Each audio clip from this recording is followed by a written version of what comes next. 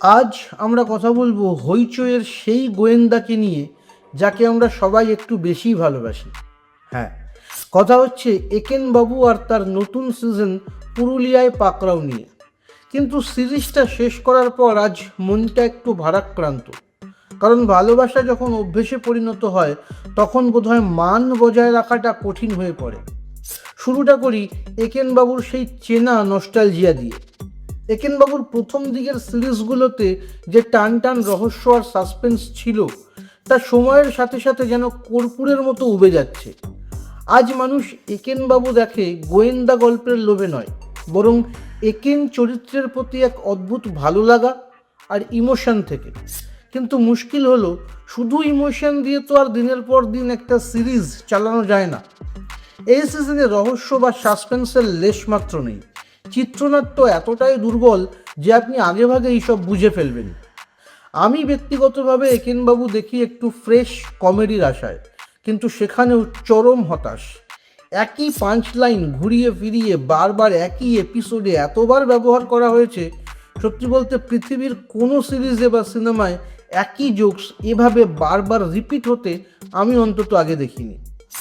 সবচেয়ে যেটা কানে লেগেছে তা হলো নিরামিষ আর আমিষ খাওয়া নিয়ে একঘেয়ে বিদ্রূপ। দেখুন, আমি নিজে আমিষ ভোজি, তা সত্ত্বেও ওই সংলাপগুলো শুনতে আমারও ভীষণ খারাপ লেগেছে। তাহলে একজন নিরামিষাশী মানুষের কতটা খারাপ লাগবে সেটা একবার ভাবুন তো। মনে হচ্ছে যেন কোনো এক অদৃশ্য রাজনৈতিক উদ্দেশ্য চরিতার্থ করার জন্যই এই নির্দিষ্ট আমিষ নিরামিষ সংলাপগুলো বারবার বুঝে দেওয়া হয়েছে। কিন্তু একেনবাবু তো কোনো নির্দিষ্ট গোষ্ঠীর নয়, তাকে আপামর বাংলার সমস্ত মানুষ ভালোবাসে। সেই ভালোবাসার জায়গায় দাঁড়িয়ে মানুষের রুচি বা খাদ্যাভ্যাস নিয়ে এইভাবে বারবার বিদ্রূপ করাটা কতটা সঠিক? এটা কি সুস্থ বিনোদন? আমার তো মনে হয় না। এবার আসি চরিত্রদের প্রসঙ্গে।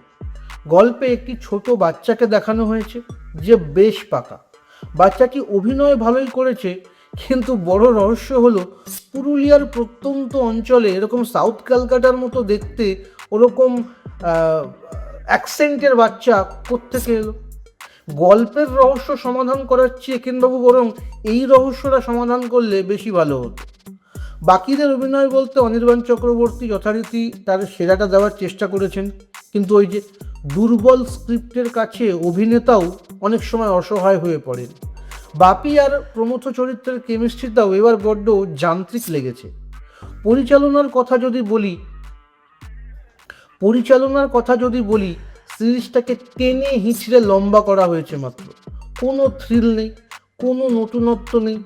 মিউজিক সেই পুরনো মেজাজেই আছে, কিন্তু গল্পের ঝিমিয়ে পড়া ভাবের জন্য মিউজিকও কানকে আরাম দিচ্ছে না।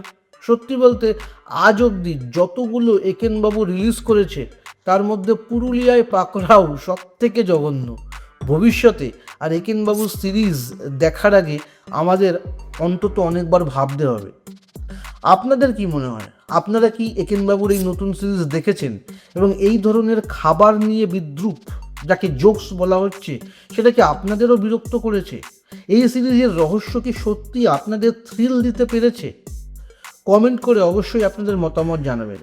হতেই পারে আমার ভালো লাগেনি, কিন্তু আপনার ভালো লেগেছে। আপনার কেন ভালো লেগেছে সেটাও লিখে জানাবেন। ধন্যবাদ। আজকের ভিডিও এই অবধি।